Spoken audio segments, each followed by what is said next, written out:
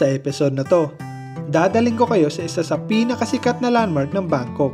I-try ang famous ice cream, i-explore ang flower market, at puntahan ang isa sa mga favorite spots ng mga locals for photoshoot. So excited ka na ba? Tara, samahan niyo ako.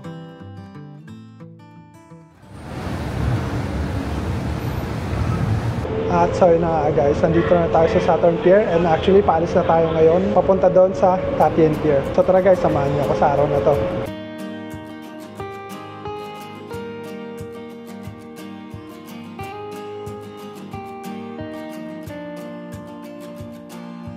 Ang kagandahan sa boat na to guys is hindi mainit. Ang downside nga lang is hindi mo na makikita yung view. Makikita mo pa rin naman, kaso lang medyo malabo na siya. But at least, walang pollution, di ba?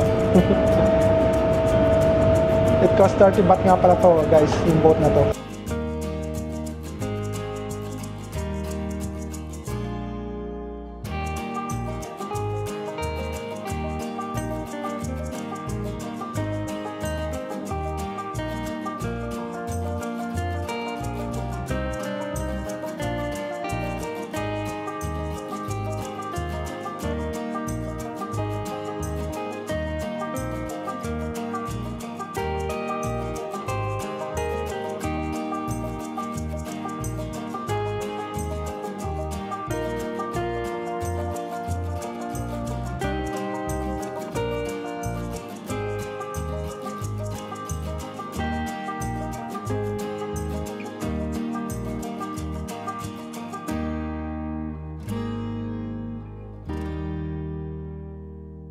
At sorry na nga guys, nandito na nga tayo ngayon sa Ta Tien Pier. And then from dito, maglalakad tayo ng konti papunta doon sa before sunset. Daming turista dito ah. And from dito guys, makikita mo yung view ng Wat Arun. Napakaganda.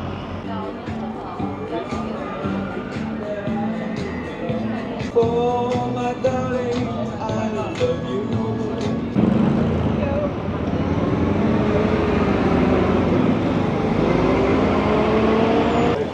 So pagbaba mo ng Ta Tien Pier guys, maglalakad ka lang ng konti. And then paglabas mo, makikita mo na yung Wat Po. So guys, kung pupunta kayo ng Wat Po and gusto nyo mag-boat, pwede rin naman. Saka hindi naman siya mahirap. Ang bilis lang ng biyahe, mga 10 minutes. So yeah, sa loob niyan yung reclining Buddha guys.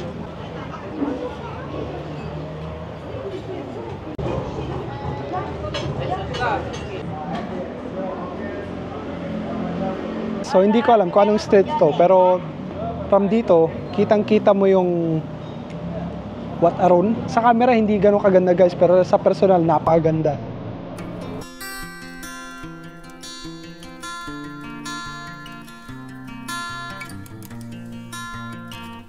Tangตรงนี้ได้ไหมครับขอสวีทซัมเบิร์นครับสแกนจ่ายนะครับขอบคุณครับรอตรงนี้เลยไหมครับอ๋อได้เลยขอบคุณครับ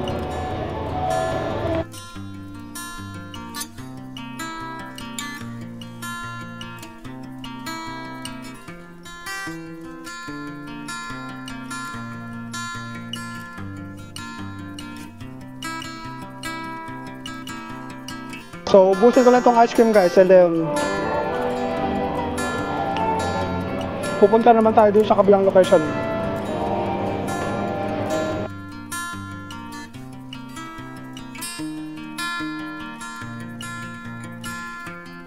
So, nag-decide na lang akong bumaba guys kasi wala namang maupuan dun sa taas. Kumbaga maliit lang yung indoor seating nila guys. Pero masarap ng ice cream nila. Worth it yung ibabayad mo.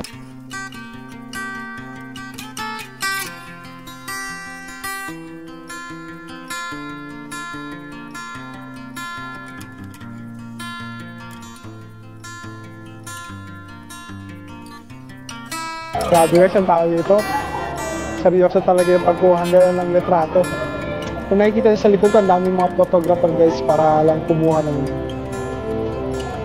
sunset sa Wat Arun.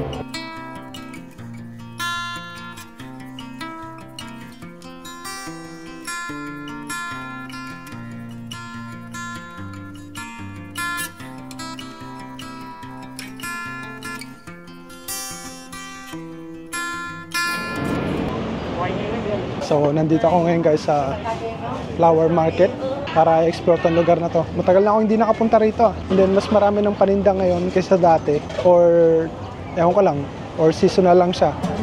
I'm not so sure.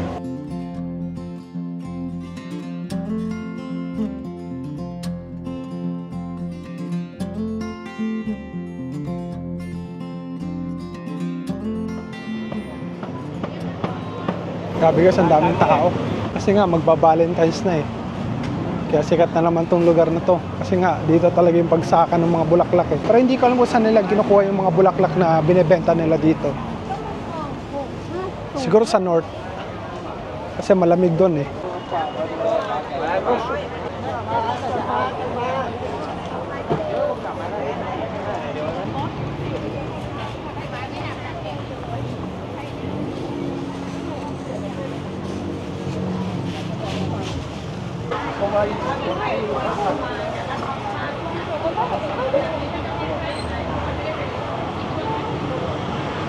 Grabe, puro mga wholesale na bulaklak yung nandito. Yan yung karamihan na nakikita ko, yung mga bulaklak na pinapang-alay nila sa mga Buddha.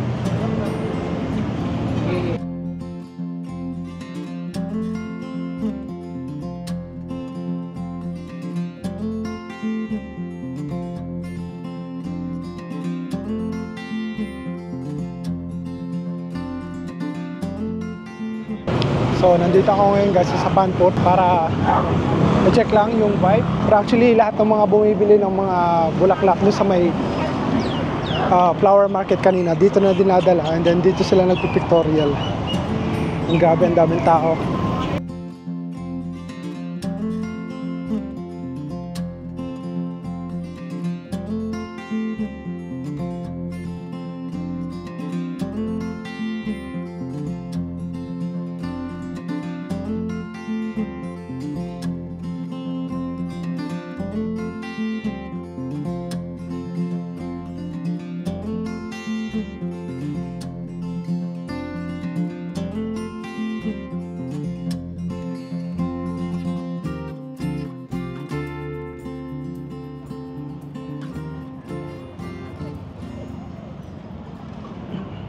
Pero hindi ko maintindihan guys. Doon sa kabila, ang dami ng picture. Pero dito banda, wala masyadong tao.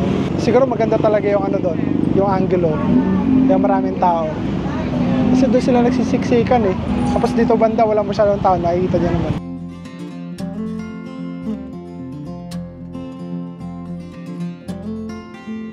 Alam ko na yung sikreto guys kung bakit maraming tao doon sa kabila. Kasi kapag doon ka mag-shoot banda, makikita mo yung sunset. So kapag dito ka na banda, medyo pangit na yung angulo. So that's the reason why kaya maraming tao doon sa kabila. Sarap ng hangin. Karamihan dito guys, puro mga lokal. Kasi hindi ito trip ng mga ano eh, ng mga foreigners siguro. Kasi nga kapag yung mga foreigners kasi doon kanina sa may ano eh, sa may Wataron Temple eh. Pero kapag mga ganito kasi, ito yung mga trip ng mga lokal eh. May mga kanya-kanya silang ano, bulaklak.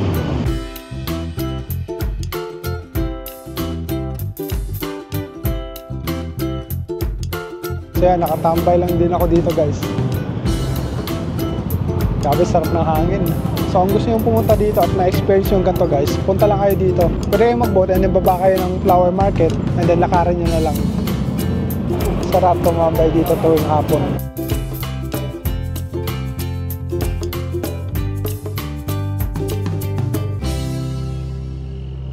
Grabe, napansin ko lang talaga sa mga locals guys. They take pictures seriously lang talaga. Hindi sapat yung isa o dalawang kuha. Pero dapat talaga is mga 10 or hundreds. Pero yung i-upload lang din naman nila sa social media is mga 2, 3. Basta nakakatuwa lang.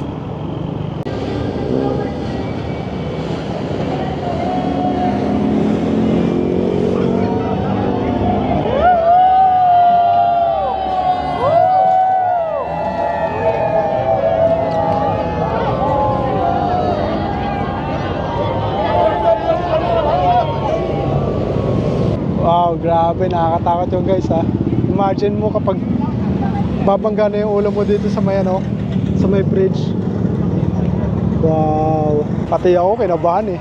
What more pa kaya kapag nakasakay na ako dun sa bangka, sa boat.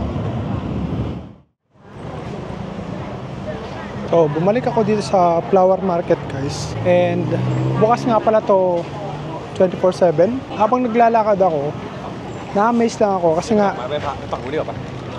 bukas siya 24/7. So, paano yun? Hindi natutulog yung mga tao? Or paano yung sistema nila kapag ganun? And also, pare-pareho yung mga tinda. So, lahat itong mga to, magkakakompetensya sila. Kanin na. Sinay.